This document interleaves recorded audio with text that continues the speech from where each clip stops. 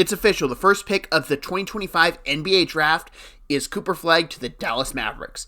This was all set in stone when Dallas won the NBA draft lottery. Everyone knew this pick was going to happen, and it's pretty much been set in stone. This guy's going to be the first pick for a couple years now. He's so talented, great defensively, great shot-making ability, great playmaking ability as well. He has the ability to be the transcendent face of the league, in my opinion. Dallas is in an interesting spot. They have Kyrie Irving, Anthony Davis, so they are in a win-now mode. So it's going to be very interesting to see how Cooper Flagg adjusts to it. He's not going to be going to a team that's rebuilding and they're going to grow together. No, he's getting thrown straight into the fire. I think he'll do fine, but it's going to be very interesting to see how that unfolds. Anyways, it's a great pick for the Dallas Mavericks and hopefully gets the fans a little bit of hope after the Luka trade. It's official, the second overall pick of the 2025 NBA draft is Dylan Harper to the San Antonio Spurs. Now, this was a pick we all figured was coming for the past month, it seems, and it makes all the sense in the world if the Spurs are not trading the pick because Dylan Harper has a chance to grow into an elite guard, giving them a long-term future with Wemby. Not just adding someone for a splash now to go win a championship, but a guy to give you substantial, sustained success for a long period of time. Wembanyama is obviously the face of the team, but it doesn't hurt to have a really good Robin that can take over that Batman role if an injury happens, or if you just need a player to take a night off. Dylan Harper has all the tools to become that Batman-esque player, but playing next to Wemby, he doesn't need to be. He has great shot-making ability, great passing ability, and is a pretty good defender. I love this pick for the Spurs. It's official. The Philadelphia 76ers with the third overall pick in the 2025 NBA draft select VJ Edgecombe.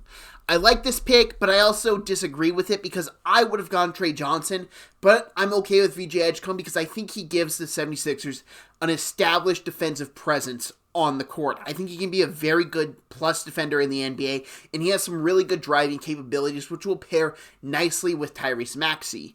I think his ceiling's not as high as a Trey Johnson, but you don't necessarily need that because you already have Tyrese Maxey, you got Jared McCain, who's another young, really good player, and you do have Joel Embiid. It's a very interesting pick that I think fits more into a win-now mode, and that's what the 76ers want to do. For all means, go for it, try and win it all, because he will help you win. It's official. With the fourth overall pick in the 2025 NBA draft, the Charlotte Hornets select Con Kneppel. Con Kneppel is a guy I really liked, and I had as a top 5 player in this draft, and I think he fits very well with the Charlotte Hornets because he is just a very good player.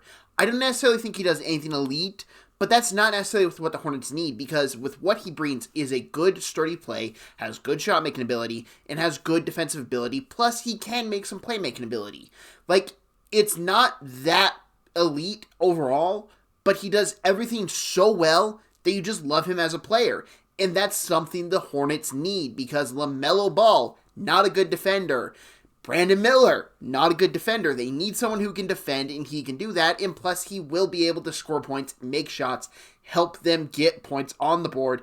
Just being that stabilizing unit the Hornets need at the forward position. It's official. With the 5th overall pick in the NBA draft, the Utah Jazz select Ace Bailey. And I'll make no bones about it, I'm not Ace Bailey's biggest fan.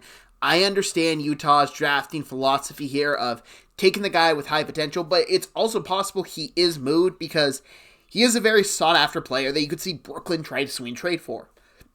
But looking strictly at Utah and why they would want him, it's simple. He's an extremely talented player that can hit the next level if he goes full steam. He needs hard coaching. He needs to develop more. His shot creating is not as good as we thought it would be entering Rutgers, but it's still good. His defense needs improvement. His playmaking ability needs improvement. There's a lot to improve there, and I understand why people love him as a talent. I get it, but for me personally, I need to see him work and grow on this, and Utah is a good spot, as it will be Will Hardy, who I think is a very good young upcoming coach, working with him every day. It's official. With the 6th overall pick in the 2025 NBA draft, the Washington Wizards select Trey Johnson, and man, I love this pick. I think this is great value because he was my 3rd rated player after Flagg and Harper. I really love him. I think he's got great shot making ability. I think he's got great potential on the defensive end, and he fits what the Wizards need. The Wizards need a guard that can create his own shot. They don't really have that too much. Bilal Coulibaly can do a little, but not to the extent Trey Johnson can. Trey Johnson, to me, has all the potential in the world to possibly even grow into an MVP level candidate. He's extremely talented, has a great shot, can drive, good defensively, and some solid playmaking ability. I love this pick. It's official. With the 7th overall pick in the 2025 NBA draft, the New Orleans Pelicans select Jeremiah Fears. Now let's get out of the way first. I'm not the biggest Jeremiah Fears guy, mainly because I just think he is a worse prospect than Jace Richardson, who I very much like.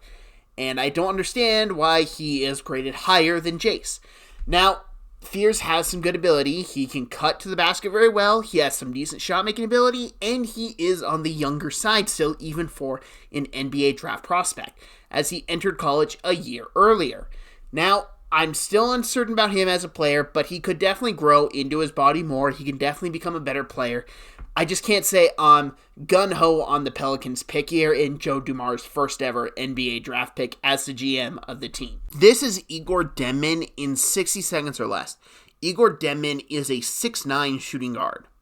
That's enough to sell me on him because that's just kind of awesome. But with what Denman brings is great playmaking at the guard position. He's good at cutting, he's good at reading defenses, finding the open man. He is very good at keeping his balance for his size at the guard position.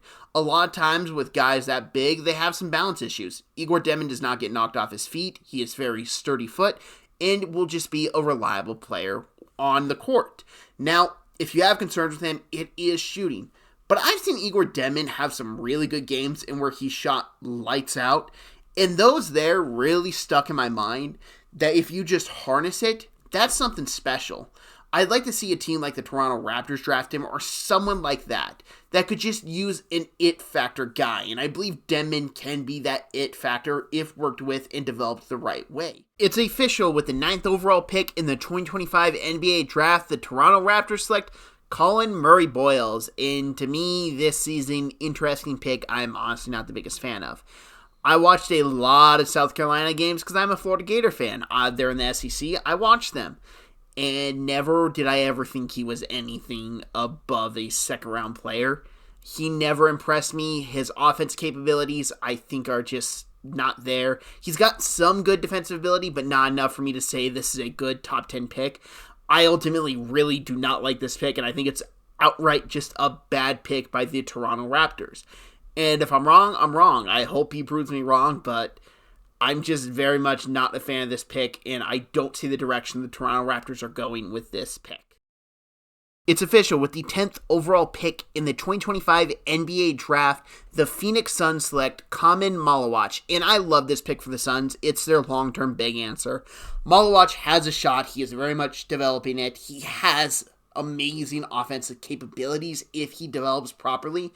But with what he does have already is a very good defensive ability. He's a very good rim protector. He's very good with the interior defense. He can come out and even guard a little bit on the outside.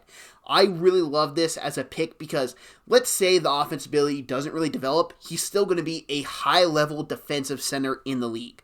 But you also have the possibility of him developing offensively and becoming just an all-around player that the Suns really could use as they are staring a rebuild in their face. This is someone you can definitely use to improve your team now with and later on as your team gets closer to contending in the NBA. After a trade with the Memphis Grizzlies and Portland Trail Blazers, the Memphis Grizzlies officially select in the 2025 NBA draft at 11th overall, Cedric Coward. Now, I'm going to be honest, I didn't watch a whole bunch of Cedric Coward, but I'm going to go off with what a lot of experts have said about him, comparing him to Jalen Williams with the sudden rise and impact for him. Now, Cedric Coward played very good basketball at Washington State this past year after transferring up from the Big Sky Conference, and originally before that, he was a Division III player. It's a very Memphis Grizzlies pick, as they do like to look around those edges for those guys that were overlooked that they can take and develop a bit more. He's an older prospect, but I don't see that as an issue because apparently to everyone who is an expert in this, he is an extremely talented player. With the 12th overall pick in the 2025 NBA draft, the Chicago Bulls take Noah Isunga, and I'm going to be completely honest, I'm not familiar with him. I don't watch a lot of international basketball, so I don't have this big comprehensive list of it, so I'm going to more or less say what I think this means for the Chicago Bulls overall. bye-bye Patrick Williams. Patrick Williams is someone they do not see long-term with, as it's come out that they've been looking to trade him. This now solidifies that more and more for me than ever. They're going to run Buzelis and Esunga probably in the future. I would maybe expect some trades to happen by the end of the night with Chicago Bulls, and if that happens, very much we'll probably talk about them. But overall, this pick makes sense for a roster construction. I just can't speak too much on the player because I am not too familiar with international basketball unless they are an amazing prospect that you must check out. Just not in my repertoire. After a trade with the Atlanta Hawks, New Orleans Pelicans move up and with the 13th overall pick in the 2025 NBA draft, select Derek Queen. If you've listened to me talk about Derek Queen, you know I'm a major fan of him. I've loved him since probably around the midseason point. I started watching Maryland more and more. And then we got in the tournament play and I watched him and I kept on thinking, this dude has a good offensive bag. He knows how to move around. He knows how to create separation for himself. He can pass the ball. He's got very good vision. And then you watch him defensively, he's a very good defender as well. I think this is a great move for the Pelicans, who get a young player that I really liked. If you swap this with the Fierce pick, I would love their draft so much more. That's how high I am on Queen. With the 14th overall pick in the 2025 NBA draft, the San Antonio Spurs officially select Carter Bryant. Now, Carter Bryant is someone I would have preferred to see stay in college for another year because I think he has a lot of room to grow.